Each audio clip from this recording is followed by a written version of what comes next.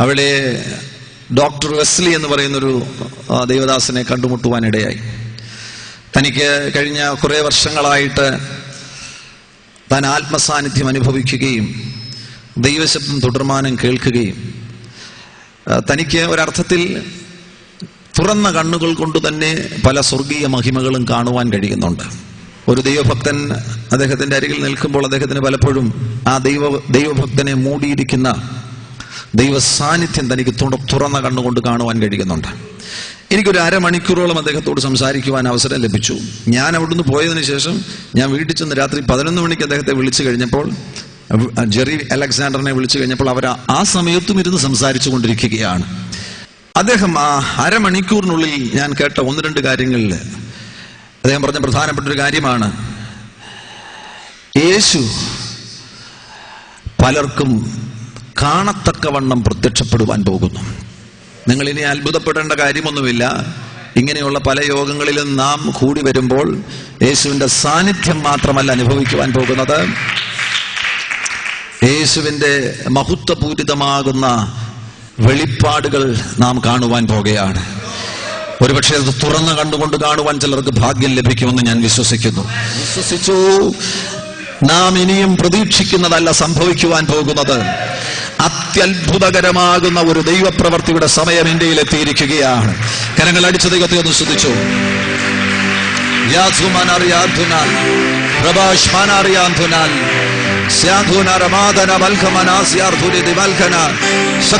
ശക്തിയോടുകൂടെ ദൈവത്തെ ഒന്ന് ശ്രദ്ധിച്ചു.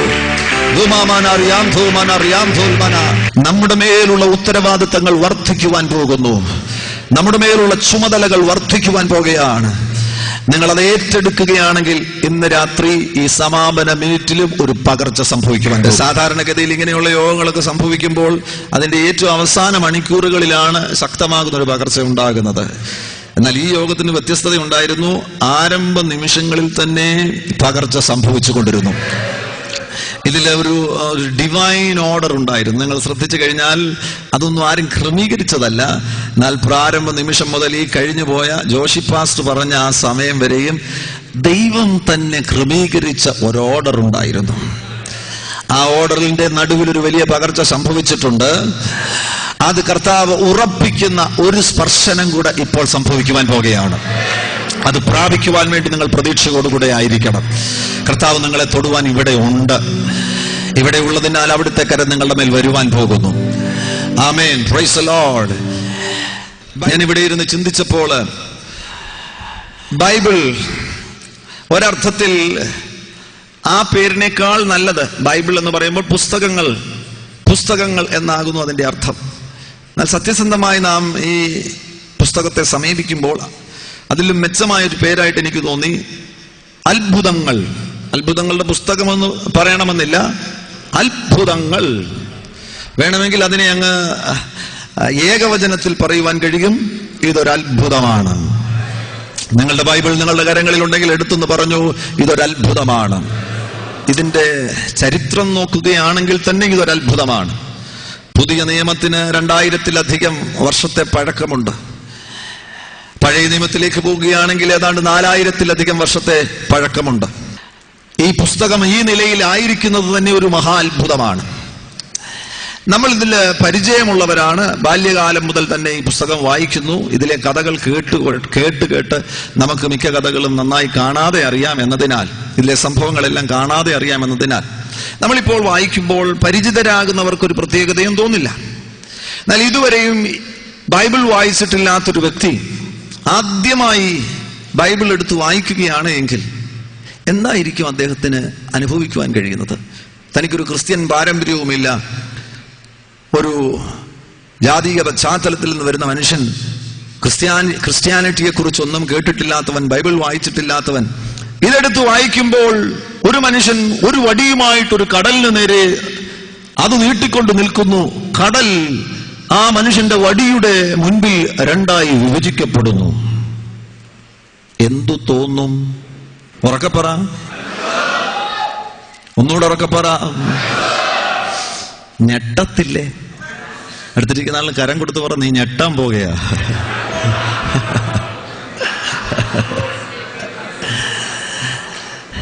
നിനക്കിത് വെളിപ്പെട്ട് കിട്ടാൻ പോവുകയാ.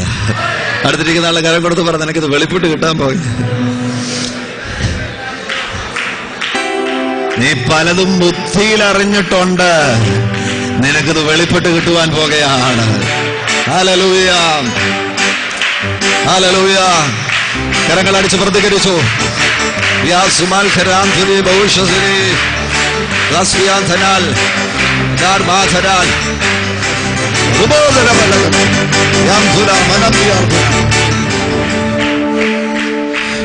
ആ മനുഷ്യൻ പിന്നെയും ഇതിലെ ചരിത്രങ്ങൾ വായിക്കുകയാണെങ്കിൽ 90 വയസ്സുള്ള ഒരു സ്ത്രീ പ്രസവിക്കുന്നു. വാ, ആ കുഞ്ഞിന്റെ അപ്പന് 100 വയസ്സുണ്ട്.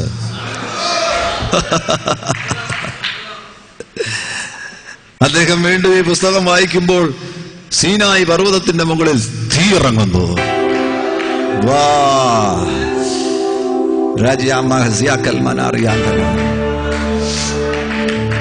ആ മനുഷ്യൻ പിന്നെ ഈ പുസ്തകം വായിക്കുമ്പോൾ നിരാശനാകുന്ന വടികുത്തി വരുന്ന ഒരു വയസ്സൻ, മുതുക്കൻ, അങ്ങനെ പറഞ്ഞേ, എല്ലാവരും പറഞ്ഞേ മുതുക്കൻ, ഒരു മുതുവയസ്സൻ. 80 വയസ്സുള്ള ആളിനെ നമുക്ക് മുതുക്കൻ തന്നെ വിളിക്കാം, നാടൻ ഭാഷയിൽ. ആ മുതുക്കൻ വന്നപ്പോൾ മുൾപ്പടർപ്പിൽ തീ. വാ, ആ ആ ആ ആ ആ ആ ആ ആ ആ ആ ഓ ഓ ഓ ഓ ഓ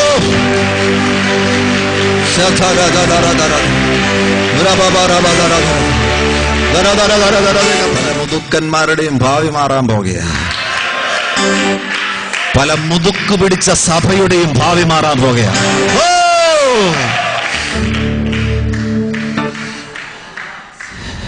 വടി താഴെയിടുമ്പോൾ അത് പാമ്പാകുന്നു. വടിയുടെ വാലിൽ, പാമ്പിന്റെ വാലിൽ പിടിക്കുമ്പോൾ അത് വടിയായി മടങ്ങി വരുന്നു. ഈ മനുഷ്യൻ ഇത് വായിക്കുമ്പോൾ ഇവൻ ഒന്നിനു പിറകെ അത്ഭുതം, അത്ഭുതം, അത്ഭുതം. അവൻ അത്ഭുതം പറഞ്ഞ അത്ഭുതം, അത്ഭുതം, അത്ഭുതം, അത്ഭുതം, അത്ഭുതം. ഉടനീളം ഇത് സംഭവിക്കുകയാണ്. അവൻ ഏതൊക്കെ പുസ്തകത്തിൽ തിരിയുന്നുവോ ആ പുസ്തകങ്ങളിലെല്ലാം ഉടനീളം ഇത് സംഭവിക്കുകയാണ്. ആമേൻ. പുതിയ നിയമത്തിൽ കയറുമ്പോൾ പുതിയ നിയമത്തിൽ ഉടനീളം ഇത് സംഭവിക്കുകയാണ്. മരിച്ച് നാറ്റം വെച്ച് 4 ദിവസമായി. നാറ്റം വെച്ചത് പുറത്തു വരുന്നു. വരാൻ പോകുകയാ, പുറത്തു വരാൻ പോകുകയാ. നിനക്കിതിനെ ഒന്നും അത്രയധികം ഒളിച്ചു വെക്കാൻ കഴിയത്തില്ല. നീ പുറത്തു വരാൻ പോകുകയാണ്, പുറത്തു വരാൻ പോകുകയാ. നിന്റെ ശുശ്രൂഷ പുറത്തു വരാൻ പോകുകയാ, നിന്റെ ശുശ്രൂഷ പുറത്തു വരാൻ പോകുക.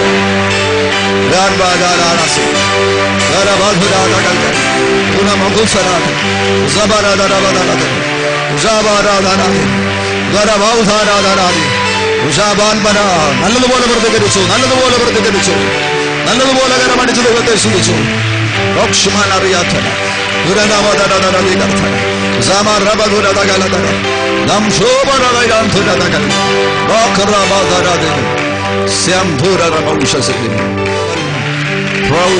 അറിയാത്ത ആ മനുഷ്യൻ അപ്പോസ്തല പ്രവൃത്തി വായിക്കുമ്പോൾ പിന്നെയും കാണുന്നു, ഒരു സാധാരണ മനുഷ്യൻ നടന്നു പോകുമ്പോൾ അയാളുടെ നിഴൽ തട്ടുമ്പോൾ രോഗികൾ സൗഖ്യമാകുന്നു. അയാൾ വീണ്ടും വായിക്കുമ്പോൾ ഉറുമാലുകൾ, ഒരു മനുഷ്യന്റെ ഉറുമാലുകളും ഉത്തരീയങ്ങളും രോഗികളുടെ മേൽ വീഴുമ്പോൾ അവിടെ സൗഖ്യം സംഭവിക്കുന്നു.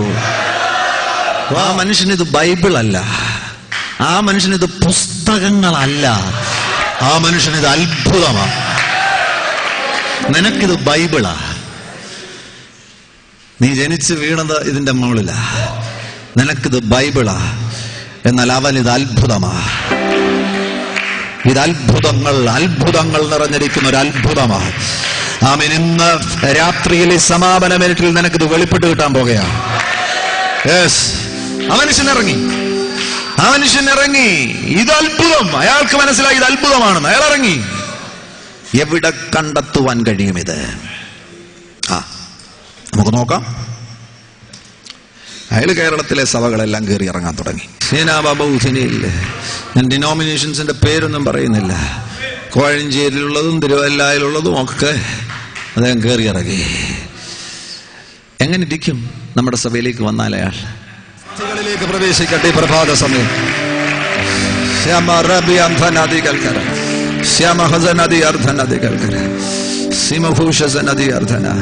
സംശയം കൊണ്ട് നഷ്ടപ്പെട്ടു പോയത്, മിടുക്കന്മാരുടെ അരികിൽ പോയി അന്വേഷിച്ചെങ്കിലേ ലഭിക്കുകയുള്ളൂ എന്ന് കരുതി അന്വേഷിച്ചു പോയി നഷ്ടപ്പെട്ടു പോയത്. നീ നിന്റെ വെളിപ്പാടിൽ ഉറച്ചു നിൽക്ക. നിന്റെ വെളിപ്പാട് വിട്ട് ഇടത്തോട്ടോ വലത്തോട്ടോ പോകേണ്ട കാര്യമില്ല. നിന്റെ വെളിപ്പാട് ദൈവം നിനക്ക് തന്ന വെളിപ്പാടാണ് സത്യം. ഇവിടെ ഇരിക്കുന്ന ഓരോ അഭിഷക്തന്റെയും ശുശ്രൂഷയിൽ മാറ്റം സംഭവിക്കാൻ പോകുകയാണ്. ഈ ബൈബിൾ, ഇതിലെ ഒരു വള്ളിയും പുള്ളിയും മാറുകയില്ല. ഇത് നിന്റെ ജീവിതത്തിൽ സംഭവിക്കാൻ പോകുകയാണ്. പ്രിയമുള്ളവർ, ഇത് സംഭവിച്ചു തുടങ്ങിയിരിക്കുകയാണ്.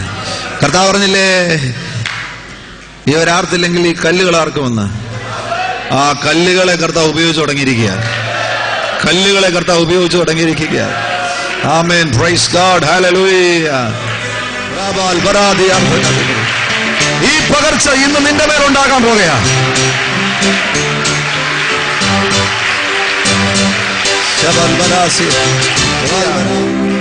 ഒരറ്റം മുതൽ മറ്റേ അറ്റം വരെ ഈ രാജ്യത്തെ കർത്താവ് കുലുക്കി തുടങ്ങിയിരിക്കുന്നു. നിന്റെ തൂവാലയൊക്കെ റെഡിയാക്കി വെച്ചോണം. ഞാനൊരു കാര്യം പറയാം. ഇവരുടെ നിഴലിനെയും ഇവരുടെ തൂവാലയും ഒക്കെ ദൈവം ഉപയോഗിച്ചതിന്റെ കാരണം എന്താണെന്നറിയാം?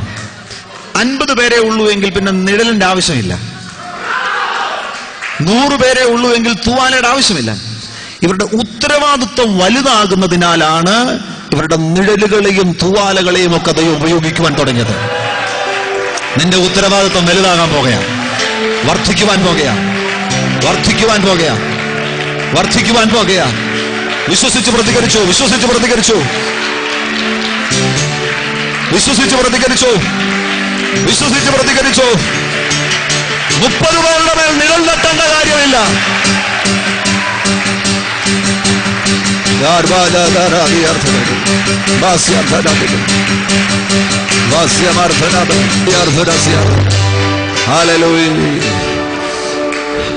നമ്മുടെ സഭയിൽ 50 പേരോ 100 പേരോ ഉള്ളെന്നുണ്ടെങ്കിൽ കൈവച്ചങ്ങ് പ്രാർത്ഥിച്ചാൽ മതി. ആരും തൂവാല എടുക്കേണ്ട കാര്യമില്ല. എന്നാൽ 10,000 വന്നു കഴിഞ്ഞാൽ തൂവാലയുടെ ആവശ്യമുണ്ട്. ഈ പുസ്തകം നിന്നിലൂടെ വെളിപ്പെടാൻ പോകുകയാണ്.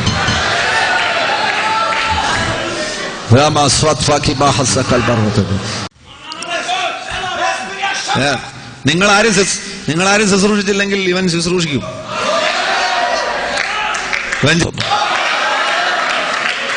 വല്ലതും നടക്കും. വല്ലതും നടക്കാൻ പോകുകയാണ്. വല്ലതും നടക്കാൻ പോകുകയാണ്. അയാൾ നോക്കിയപ്പോൾ ഒരു മനുഷ്യൻ വടിയുമായിട്ട് നിൽക്കുന്നു. ഇതെന്തോ മനുഷ്യനാ? നീ എന്തോ മനുഷ്യനാ?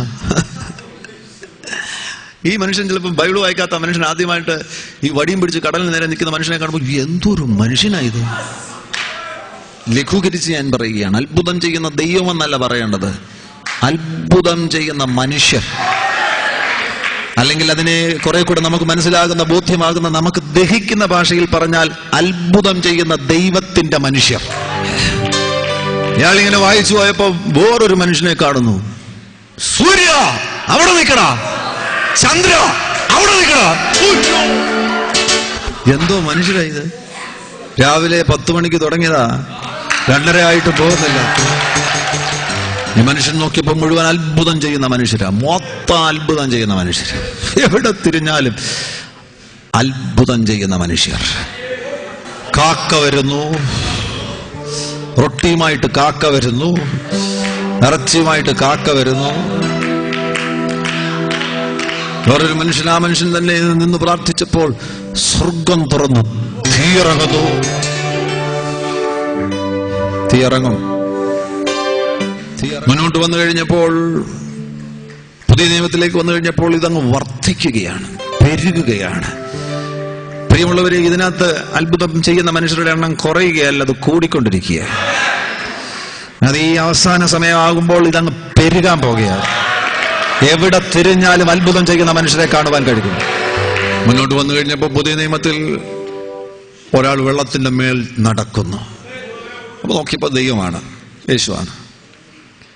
എന്നാൽ ഒരരക്കിറുക്കൻ യേശു വെള്ളത്തിൽ നടക്കുന്ന കണ്ട് വള്ളത്തിൽ നിന്ന് ചാടി വെള്ളത്തിലോട്ട് ഇറങ്ങി.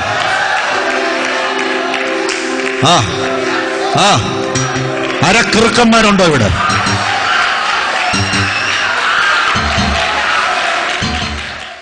അതിൽ നോക്കിയപ്പോൾ പഴയ നിയമത്തിൽ എവിടൊക്കെ വെള്ളം വെളിപ്പെട്ടിട്ടുണ്ടോ ആ വെള്ളമെല്ലാം വിഭജിക്കപ്പെട്ട് വഴി വെളിപ്പെടുകയായിരുന്നു.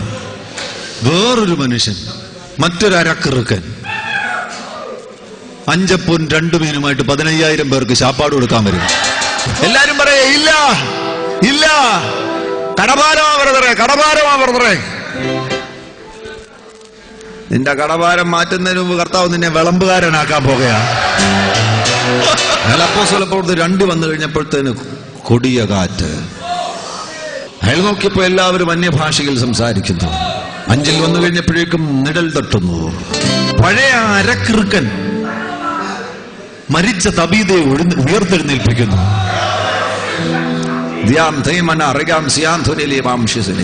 രോഗം വന്നു, ഒന്നും സംഭവിച്ചില്ല. മരിച്ചു, ഒന്നും സംഭവിച്ചില്ല. പെട്ടിയിൽ വെച്ചു, ഒന്നും സംഭവിച്ചില്ല. ശവസംസ്കാര ശുശ്രൂഷയ്ക്ക് വേണ്ടി മണ്ണുവാരിയിടുമ്പോൾ അഭിഷേകമുള്ളവന്റെ കൽപ്പനയാൽ എഴുന്നേറ്റ് വരാൻ പോകുകയാണ്. അത്ഭുതം ചെയ്യുന്ന മനുഷ്യർ, അത്ഭുതം, അതിനകത്ത് അത്ഭുതം ചെയ്യുന്ന മനുഷ്യർ. കർത്താവരോട് പറഞ്ഞു, ഉയരത്തിൽ നിന്ന് ശക്തി ധരിക്കുവോളം നഗരത്തിൽ പാർക്കാം. ഞാനിങ്ങനെ ഈ ഭാഗങ്ങൾ വായിച്ചു കഴിഞ്ഞപ്പോൾ എനിക്ക് മനസ്സിലായി, ഒരു പിതാവിനോട് പറഞ്ഞിട്ട് അവരിരുവരും കൂടെ മൂന്നാമനാകുന്ന പരിശുദ്ധാത്മാവിനെ അയച്ചു. ഇവർക്ക് ഉയരത്തിൽ നിന്ന് പകർച്ച ലഭിച്ചു. അതോടൊന്നിച്ച് തന്നെ ഉയരത്തിൽ നിന്ന് പകർച്ച ലഭിച്ചവരുടെ കൂടെ മുട്ടിമുട്ടി ചിലർ നടന്നു.